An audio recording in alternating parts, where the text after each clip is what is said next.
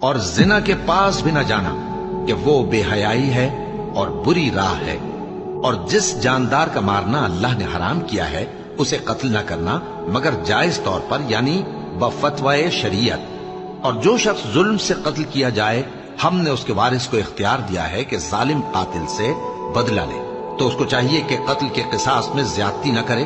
کہ وہ منصور و فتح یاب ہے، اور یتیم کے مال کے پاس بھی نہ پھٹکنا مگر ایسے طریق سے کہ بہت بہتر ہو، یہاں تک کہ وہ جوانی کو پہنچ جائے، اور عہد کو پورا کرو کہ عہد کے بارے میں ضرور پرسش ہوگی، اور جب کوئی چیز ناپ کر دینے لگو تو پیمانہ پورا بھرا کرو، اور جب تول کر دو تو ترازو سیدھی رکھ کر تولا کرو، یہ بہت اچھی بات اور انجام کے لحاظ سے بھی بہت بہتر ہے۔ اللہ تو لوگوں پر